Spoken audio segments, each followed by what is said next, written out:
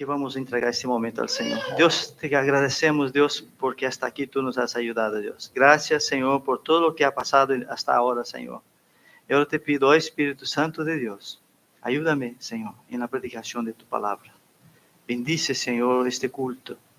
Sabemos por la fe que tú estás aquí en nuestro medio, Señor.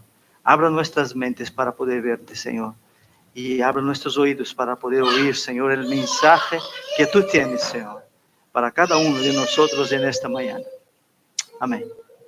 Amén. Nosotros seguimos en la predicación del libro de Juan. Estamos en el capítulo 12.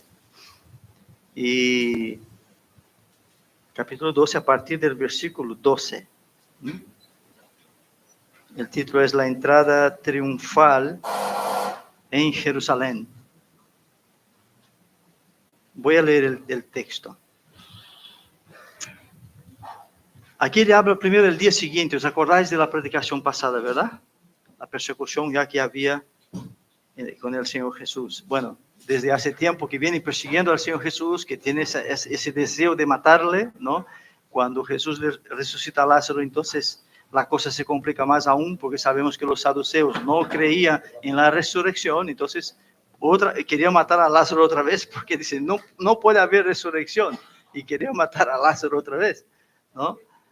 Y ahora estamos aquí en el versículo 12 del capítulo 12, donde dice, el siguiente día, grandes multitudes que habían venido a la fiesta, al oír que Jesús venía a Jerusalén, tomaron ramas de palmeras y salieron a recibir y clamaban, Hosana, bendito el que viene en el nombre del Señor, el Rey de Israel. Y halló Jesús un asnillo y montó sobre él, como está escrito, no temas, hija de Sión, he aquí tu rey viene montado sobre un pollino de asna. Estas cosas no las entendieron sus discípulos al principio, pero cuando Jesús fue glorificado, entonces se acordaron de que estas cosas estaban escritas acerca de él y de que se las habían hecho. Y daba testimonio la gente que estaba con él cuando llamó a Lázaro del sepulcro y le resucitó de los muertos, por lo cual también había venido la gente a recibirle, porque había oído que él había hecho esta señal. Pero los fariseos dijeron entre sí, ya veis que no conseguís nada. Mirad, el mundo se va tras él. Había ciertos griegos entre los que habían subido a adorar en la fiesta. Estos pues se acercaron a Felipe, que era de Betsaida, de Galilea, y le rogaron diciendo, Señor, quisiéramos ver a Jesús. Felipe fue y se lo dijo a Andrés. Entonces Andrés y Felipe se lo dijeron a Jesús. Jesús les respondió diciendo, ha llegado la hora para que el Hijo del Hombre sea glorificado. De cierto os digo, que si el grano de trigo no cae en la tierra y muere, queda solo, pero si muere, lleva mucho fruto. El que ama su vida, la perderá, y el que aborrece su vida en este mundo, para vida eterna la guardará. Si alguno me sirve y sígame, si alguno me sirve, sígame, y donde yo estuviere, allí también estará mi servidor. Si alguno me sirviere, mi Padre le honrará. Amén, hermanos. Así que como hemos visto al principio, incluso en la predicación pasada, tanto los saduceos como los fariseos tenían muchísimo miedo de Jesús, porque al final la gente que creía en Jesús estaba creciendo. Por eso quería matar a Jesús. Ellos dicen ahora, mira, ahora todo el mundo le sigue. Fijaos la cantidad de gente que tenía que, sabemos que es hay una palabrita que se usa para esto, ¿no? Que ahora no me sale. Cuando usa todo el mundo. Por supuesto que no era todo el mundo, pero sí que había una gran multitud que ya seguía a Jesús, ¿no? Y ellos, pues por supuesto, estaban ahí preocupados e enfadados porque estaban perdiendo terreno para Jesús. Tenían mucho miedo, pero ¿qué es lo que pasa ahora? Que se está cumpliendo exactamente. El miedo que ellos tenían de que Jesús acaparara la atención, se está cumpliendo. porque ahora Jesús está acaparando de verdad la atención de las personas. Y dice el texto que muchas personas creían y seguían al Señor. Multitud de personas definitivamente reconocieron a Jesús como Rey de Israel. Estas personas no sabían muy bien lo que estaba pasando, pero una cosa sí lo sabían: Jesús era el Rey terrenal que venía, sabía que Jesús no era un rey terrenal que venía montado en un caballo con su ejército poderoso. Eso ellos ya tenían claro. Había entendido que su rey no era un rey terrenal. Por eso él venía con esa sencillez, montado en un pollino. ¿Y qué hacen esas personas? Pues cuando ven a Jesús viniendo en un pollino, en un asno, lo que hacen es echar, hoy decíamos, hoy cuando bajamos ahí el Papa o todo un rey, se ve las alfombras rojas que se pone ahí, ¿no? Desde el avión hasta donde él pisa, ¿no? Pero aquí nosotros vemos la sencillez.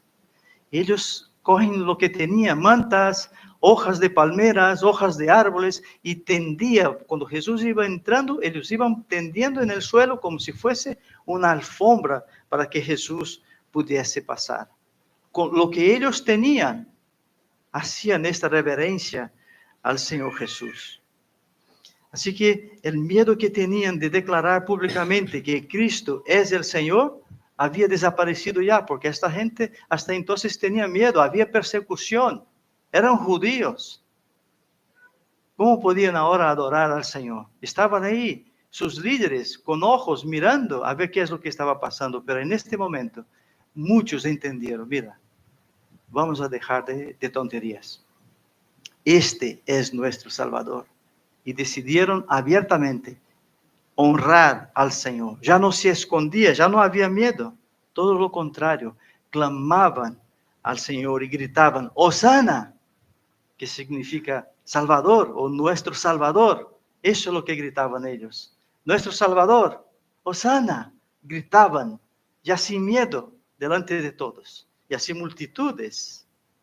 Esas personas antes dudaban del Señor, pero ahora ya no. Ahora ya habían decidido seguir a Cristo. Y podemos ver en Zacarías 9:9, no necesitáis abrir, si podéis, si queréis solo apuntar, Zacarías 9:9 dice sobre esta profecía. O sea, estaba escrito lo que iba a pasar, lo que estaba pasando ahora en este momento. 480 años antes de este momento, Dios había dado esa profecía a Zacarías, que dice: alégrate mucho, hija de Sión, da voces de júbilo, hija de Jerusalén.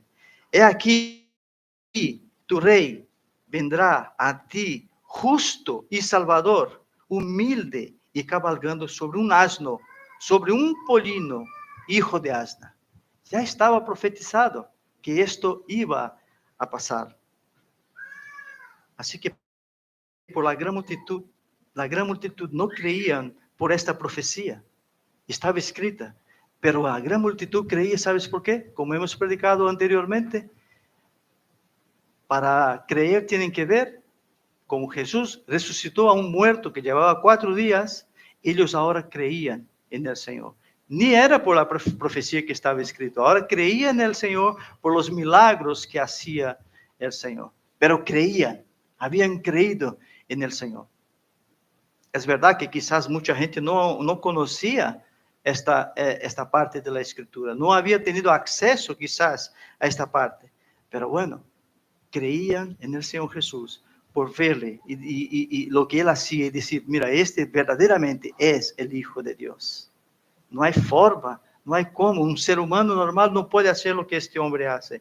Y esta multitud ahora empieza a seguir a Jesús, empieza a acompañar a Jesús y daba testimonio del Señor. Essas personas, hermanos, estaban, mi forma de pensar, estaban viviendo el primer amor. El primer amor, cuando nosotros recibimos a Cristo, los más veteranos aquí, ¿os acordáis? Cuando hemos recibido a Cristo, allá hace décadas atrás, había un amor estupendo, ¿verdad? Cuando aceptamos a Cristo como Señor y Salvador nuestro, el Espíritu Santo, hermanos, viene a vivir en nosotros y produce en nosotros este gozo, este amor de querer seguir al Señor, de no tener vergüenza de hablar del Señor, y todo lo contrario. Todas las personas que nosotros conocemos, queremos que esas personas también conozcan al mismo Señor que nosotros hemos conocido, ¿no es así? Todos aquellos, no solo de los de antaño, los jóvenes, los de ahora también.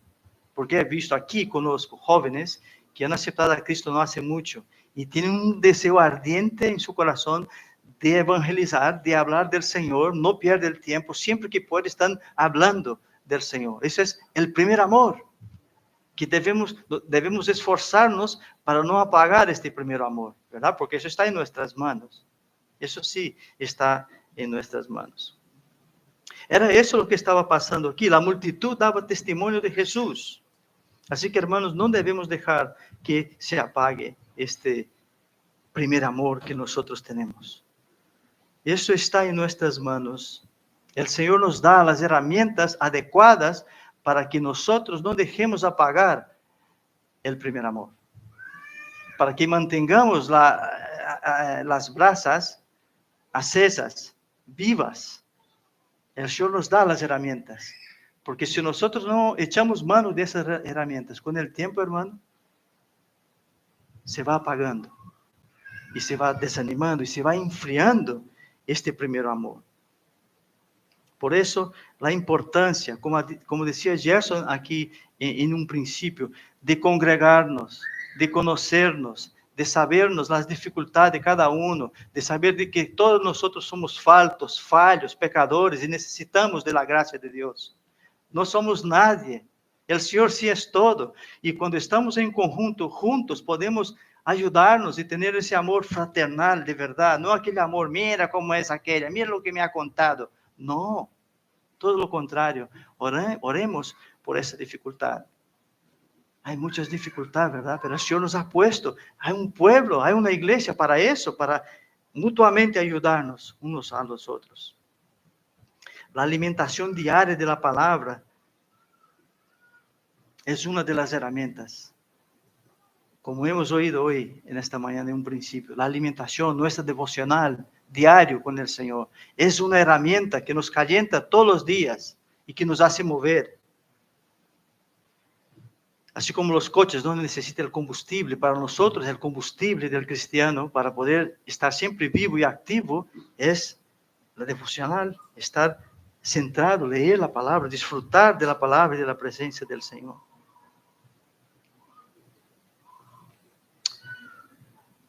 Quería compartir algo que me pareció muy bonito, creo que para este tiempo. Y sé que la mayoría de los jóvenes no tienen ni idea de lo que voy a hablar ahora. Porque voy a hablar de cartas. Cartas escritas a mano y enviadas por correo. Los jóvenes con tanta tecnología, todo hoy es por la tecnología. Pero en mi época, cuando mi novia vivía a 140 kilómetros de mí, yo no tenía coche, era menor de edad. Cuando yo iba a visitarla y cuando yo volvía a mi casa, a mi ciudad, lo primero que hacía yo era bajar del autobús, ir a mi casa y empezar a escribir una carta para ella. Y ella lo mismo. Era nuestra forma de comunicación, hermanas. Y nosotros, ¿qué es lo que uno cuando el cartero pasa y tú ves que tiene una carta de tu amada, de tu novia? ¡Wow! Aquello es, digo, mira, wow, es que he recibido una carta y esta carta la leía, la releía y volvía a leer y esas palabras, ay, qué bonito y qué amor y qué cosa preciosa. Era una cosa así que el corazón, pum, pum, pum, parecía que iba a saltar del pecho. Yo sé que aquí hay mucha gente que ha vivido esto. Hay unos aquí que tienen mi edad y algunos incluso más. Que en aquella época no había móviles. Y los teléfonos fijos, igual había uno en el barrio entero. Así que no había cómo comunicar tampoco. Era por cartas. Y era precioso, hermanos. ¿Sabes ese amor cuando tú recibes una carta de tu amada, de tu amado? Las palabras que se está expresando. Es que mira, hasta que no viniese la siguiente carta, todos los días estaba leyendo aquello. Digo, wow, era como, y de hecho, y cuando aquello incluso se echaba un poquitín de colonia para fastidiar un poco más, ¿no? Para decir, oh, ese es el olor de mi amada. Hermanos, la palabra del Señor tiene que ser de esta manera para nosotros. Es una carta de nuestro Padre, de nuestro amado, de nuestro Salvador. Tenemos que tener ese deseo de coger esta palabra todos los días y disfrutar de ella. Esta palabra solo nos hace el bien. Nos enseña cómo vivir nuestro día a día. Nos da calor. Nos hace vivir siempre en el primer amor. Es precioso. Así es, hermanos, la palabra del Señor. Por eso decía que yo sé que muchos jóvenes quizás nunca aquí han escrito una carta, ¿no? Pero yo he tenido ese privilegio y quería comparar con lo que es también la palabra del Señor. Ese deseo de leerla todos los días, ¿no? Podemos ver en el texto, hermanos, que los nuevos creyentes, por ver el milagro que hizo Jesús resucitando a Lázaro, le creen y le siguen y le alaban por esto. Sin embargo, los discípulos de Jesús no entendían lo que estaba pasando allí. Estaban confundidos con todo lo que estaban pasando. Ellos creían, tenían ese amor, pero estaban confundidos. Todavía estaba muy arraigado en ellos eso de que su rey tenía que venir con un ejército poderoso. Todavía estaban muy arraigados, todavía no había entendido muy bien. Como el Hijo de Dios, el Mesías prometido, entraba en Jerusalén montado en un asno. ¿Cómo podía ser esto? Así es. ¿Qué sencillez es esta del Rey de Reyes y Señor de Señores? Y quise alegorizar un poco sobre este tema. Nosotros vemos en los colegios, porque a veces Isabela, mi hija, me dice, mira, hoy han llegado mis hijos y han dicho que ha habido un simulacro. Los profesores enseñan a los niños, por si va a haber un incendio, ¿no? Cómo tienen que actuar. Incluso en Estados Unidos se enseña mucho sobre la cuestión de esos asesinos, ¿no? Que entran en las escuelas con armas y los colegios están haciendo simulacros para los niños, para que ellos se defiendan de esta problemática que hay ahí. Eso lo hacen para preparar a las personas por si pasa algo así. Sepa cómo defenderse o escaparse de estos problemas. Es la teoría para que, si es necesario algún día, poder poner en la práctica. Ahora, mira lo que está pasando en este texto. Los discípulos conocían el simulacro. Los discípulos conocían, o sea, ellos conocían la teoría. Ellos conocían las profecías. Sabían que debía venir Jesús. Y sabían cómo debía venir Jesús. Cómo iba a entrar Jesús en Jerusalén. Mirad, hermanos, si eso pasó con los discípulos, ellos dudaron, a pesar de que estaba escrito lo que iba a pasar. ¿Qué puede pasar con nosotros entonces? Si pasó con los discípulos. Pues ¿sabes qué? No puede pasar nada, hermanos, porque nosotros, cuando recibimos al Señor, el Espíritu Santo viene a vivir en nosotros y Él nos da testimonio y estamos seguros. Los discípulos hasta entonces no tenían el Espíritu Santo. ¿Se acuerdan de esto? Ellos tenían a Jesús, pero todavía ellos no tenían el Espíritu Santo. Nosotros tenemos ese privilegio, tenemos al Espíritu Santo que vive en nosotros y que da testimonio del Señor. El Espíritu Santo está viviendo en nosotros, Él da testimonio de la verdad. Para comprender todo esto, todo lo que estaba pasando, era muy difícil para los judíos, muy difícil. Todavía estaba muy arraigado a sus tradiciones. Quizás ellos se equivocaban por no poder poner atención en los detalles de las Escrituras. Quizás se equivocaban por eso. Como he dicho antes, cuando recibía una carta de mi novia, que ahora es mi esposa, yo leía varias veces y la olía y ponía mucha atención en todos los detalles, porque no sabía cuándo iba a recibir la otra. Así tiene que ser con la palabra del Señor. Los judíos, los discípulos, tenían la palabra del Señor, tenían la profecía, sabían cómo iba a venir, estaba escrito. Todo estaba pasando exactamente como estaba escrito. Pero parece ser que no pasaron de la teoría a la práctica. Ahora está sucediendo, es verdad. Y ellos tenían dudas. De la misma manera, tiene que ser con la Biblia, hermanos. Los judíos pasaron por alto los detalles de las Escrituras. Pasaron por alto. Los discípulos de Jesús tampoco tenían claro del por qué el Señor tenía que venir montado en un asno. La Biblia está llena de detalles que debemos detenernos en ellos. Y aquí hay uno que si todos hubiesen fijado, sabían por qué Jesús usaría un asno. ¿Por qué? Porque nosotros podemos ver a lo largo de la Biblia que todas las veces que la Biblia habla que el rey viene montado en un caballo, viene con su ejército. Entonces el rey, ¿qué va a pasar? Él va a la pelea, va a la batalla, va a la guerra. La Biblia, si nosotros nos fijamos en el Antiguo Testamento, siempre que los reyes están en caballos, está seguido de ejércitos y están yendo a la guerra. Eso está escrito en el Antiguo Testamento. Y siempre que los reyes van montados en un asno, van en misión de paz. Fijaos en esto. Pero no habían dado cuenta, el Señor no venía con su ejército poderoso. Él no venía para matar. Él no venía para derramar sangre. Todo lo contrario. Los reyes, cuando venía montado en un asno, en un burrito, indicaba que venía en misión de paz. El Señor Jesús vino en misión de paz. El Señor Jesús sí iba a derramar sangre. Y pero derramó su sangre en la cruz.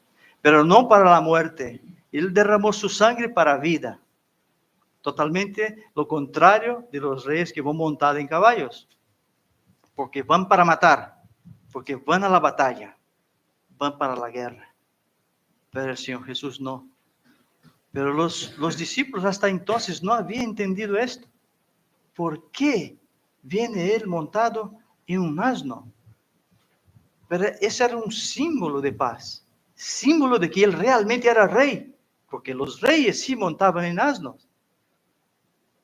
Y en misión de paz. Después de la predicación, si queréis, puedo dar versículos. Ahora, porque yo no voy a leer, tengo apuntado, no voy a leer, porque no me voy a extender mucho para que veáis ejemplos de los reyes montados en asnos y de los reyes montados en caballos.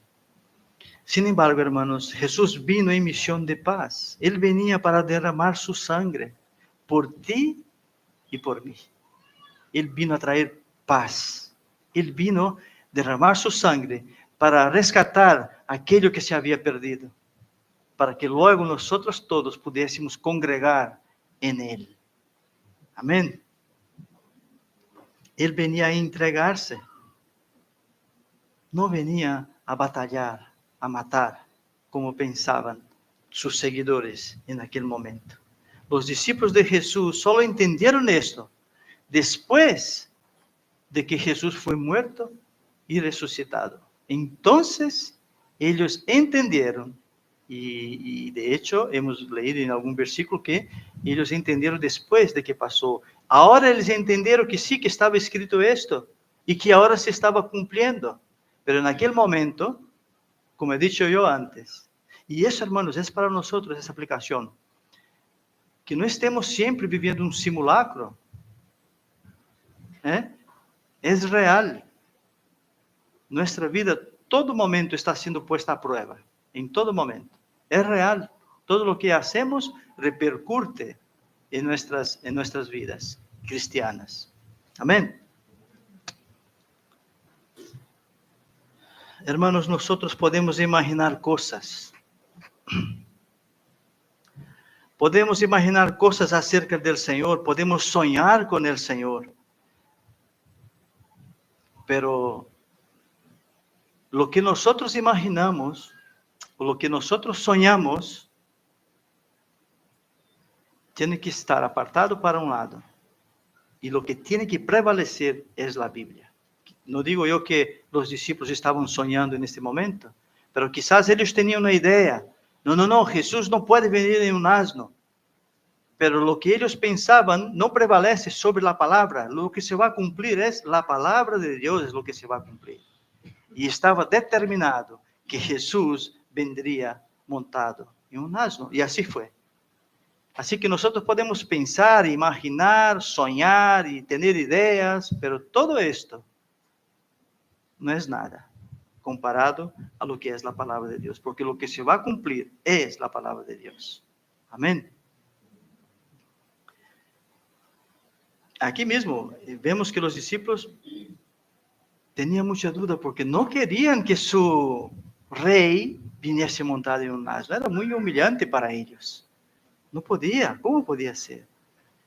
Se vieron frustrados, pero es que no es nuestra forma de pensar, es la forma en que la Biblia lo dice. Eso es lo que tiene que prevalecer, no nuestra forma de pensar.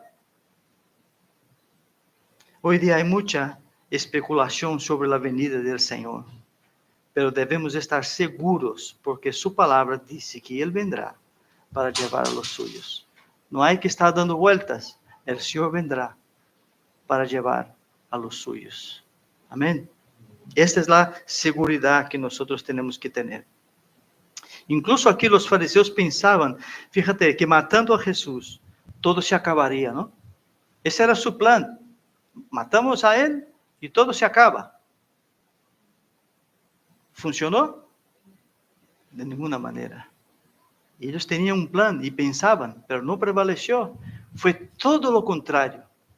El Señor Jesús era conocido por allí, pero una vez muerto y resucitado, todo el mundo ahora le conoce. Amén. Pero al final los discípulos sí lo hicieron, lo reconocieron al Señor y sabían que estaba escrito en la palabra lo que iba a pasar. Y entonces verdaderamente entendieron y creyeron en el Señor.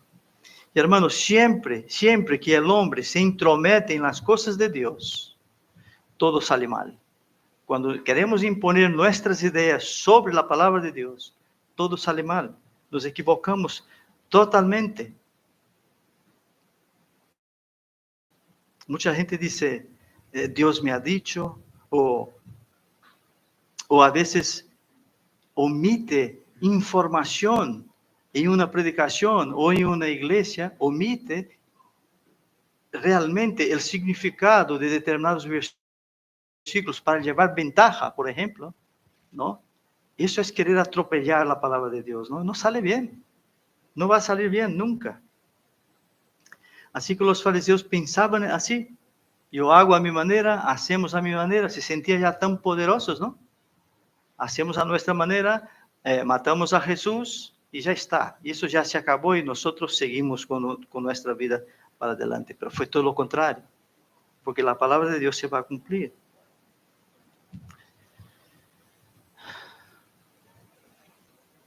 Si nos fijamos, hermanos, en los siguientes versículos, del 20 al 22 de Juan capítulo 12, dice, fijaos en esto.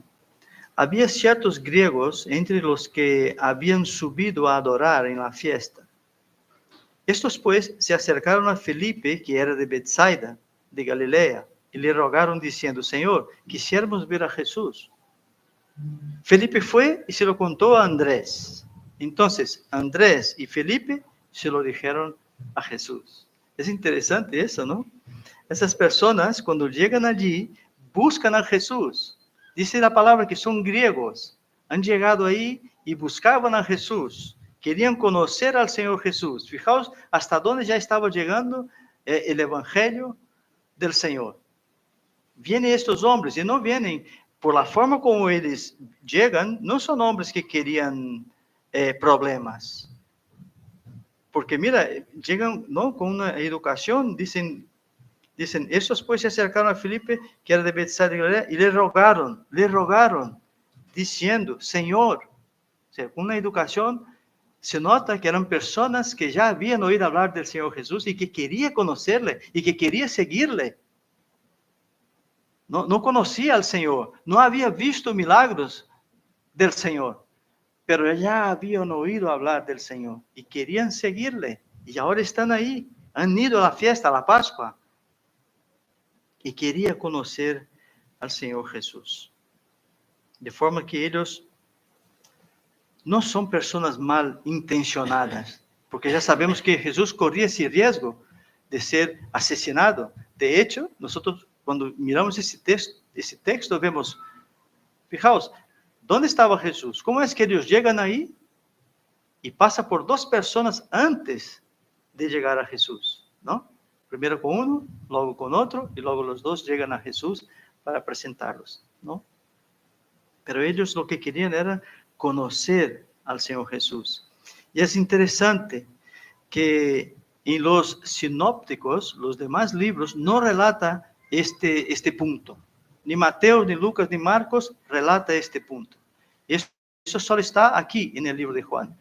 Pero también es verdad que muchas cosas que Juan no cuenta, si tú abres en Mateo, Marcos y Lucas y ves este mismo texto que ahí pone incluso la entrada triunfal en Jerusalén, vas a ver un montón de detalles que Juan no cuenta. Y así es la Biblia, hermanos. Ella se complementa. Aquí hay menos detalles, hay otro libro que cuenta más detalles, pero se complementa. No hay problema, no se confronta, simplemente se complementa. Si queremos más información de esos versículos que estamos leyendo, podemos después en casa, si queréis, Mateo, Marcos y Lucas, y vais a ver ya un montón de detalles que Juan no cuenta. Pero me pareció interesante que hubiera puesto aquí Juan, hablando de esos griegos que llegan aquí y querían conocer al Señor Jesús. Ya le conocía, pero de oídas, ¿no? Así que la palabra de Dios se complementa entre sí. Hay una concordancia, sin margen de error, hermanos. Otro detalle que vemos es que hay una cierta protección, como hemos visto. Y trayendo un poquito a nuestro día a día, ¿no? Como estamos hablando de iglesia, esa protección, hermanos, que tenemos que tener unos con los otros. Protegernos unos a otros, porque somos parte del cuerpo de Cristo y debemos protegernos. Porque ahí fuera el mundo nos quiere tragar. Si no tenemos unidad entre nosotros, estamos perdidos.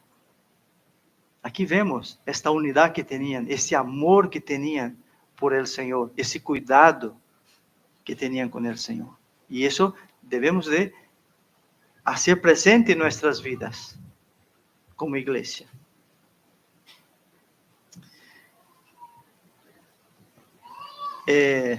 No hace falta que abráis en el Salmo 41, dice al músico principal, Salmo de David. Pacientemente esperé a Jehová y se inclinó a mí y oyó mi clamor. Es precioso ese salmo, ¿verdad? Es precioso porque, hermanos, ahí es donde está nuestra confianza. Dice ese salmo que cuando tú estás orando al Señor, el Señor se inclina. Yo me imagino la escena, ¿no? Hay un montón de gente orando por todo el mundo, ¿no? Por supuesto que Él se inclinará a todos, ¿vale, hermanos? Pero estoy hablando de mi oración ahora. Entonces el Señor hace así. Sí. ¿Sabe lo que es cuando tu nieto está hablando contigo, no entiendes y tú haces así porque quieres escuchar su vocecita aquí en el oído? ¿O del hijo? Pues eso es lo que hace el Señor con nosotros. Él se inclina a ver qué es lo que está diciendo mi hijito amado. Así es el Señor con nosotros. Los seguidores de Jesús tenían ese cuidado del Señor porque sabían que Él era su Redentor. Mira, algún comentario bíblico dice que al ver Jesús, porque ahora Jesús dice, mira, ha llegado mi hora, ¿no? Cuando Jesús ve a estos hombres griegos, él dice, bueno, ha llegado mi hora.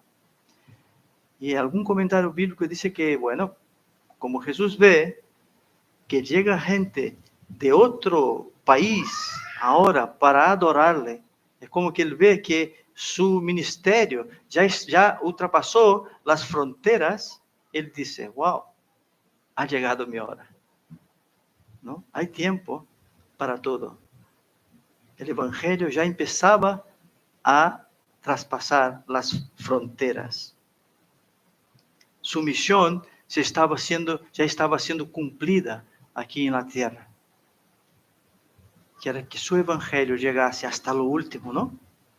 Para que todas las personas puedan ser salvas, tengan la oportunidad de ser salvas.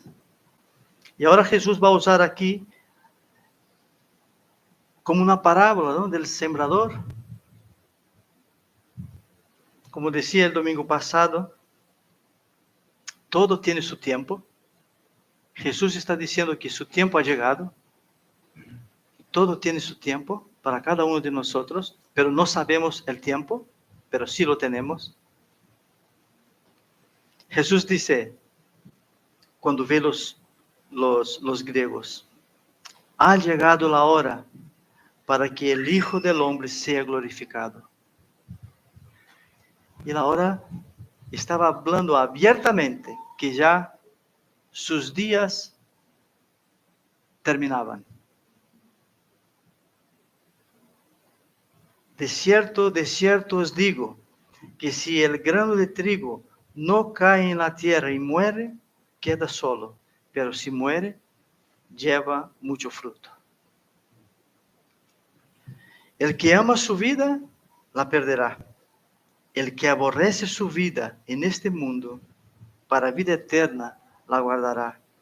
Si alguno me sirve, sígame, y donde yo estuviere, allí también estará mi servidor. Si alguno me sirviere, mi Padre le honrará. Amén. Nosotros tenemos ahora la huerta, estamos Arlindo y yo ahí, bueno, más Arlindo que yo, en la huerta, ¿no? Y es así, hermanos, nosotros vemos, cuando estamos cuidando, cuando sembramos. Y de hecho, ha habido unas vainas que tuve yo que sembrar 2 veces, porque la primera, lo que dice la palabra, la semilla no murió. Para producir fruto, tiene que morir. Entonces nace la planta. Esta planta, cuando nace, crece y produce un montón de frutos. Pero si no muere, no produce fruto.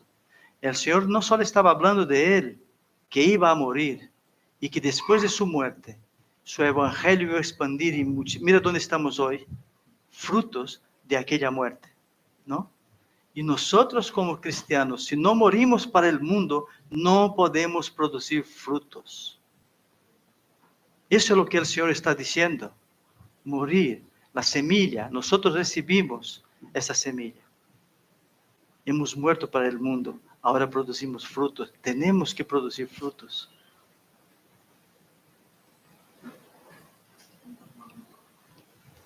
Si la semilla no muere,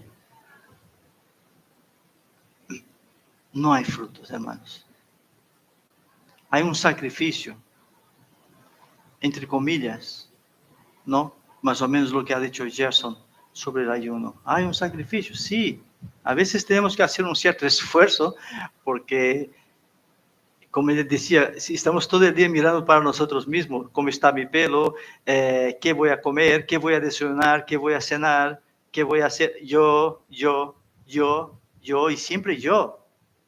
¿No? Es verdad, lo que él ha dicho, no me había atentado a esto, pero es verdad, a lo largo del día, ¿cuántas horas nos dedicamos solamente a nosotros? En verdad, hermanos, en ducharnos, en desayunar, en preparar la comida, comer, en preparar la merienda, merendar, en preparar la cena, cenar, ¿no? Todo eso es para uno mismo, ¿no? Por eso el ayuno que queremos hacer es ese dejar de pensar en nosotros mismos, o solamente hacer cosas para nosotros. Hay que morir para producir frutos. Eso es lo que el Señor está queriendo decir aquí. Muchos creyeron en el Señor Jesús por lo que el Señor hacía, por los milagros que el Señor hacía. Pero nosotros hoy creemos en el Señor Jesús, no por los milagros, no es por esto. Es que mira, cada uno de nosotros podemos mirar atrás y podemos ver, solamente nosotros podemos ver de dónde el Señor nos ha sacado. Solamente nosotros.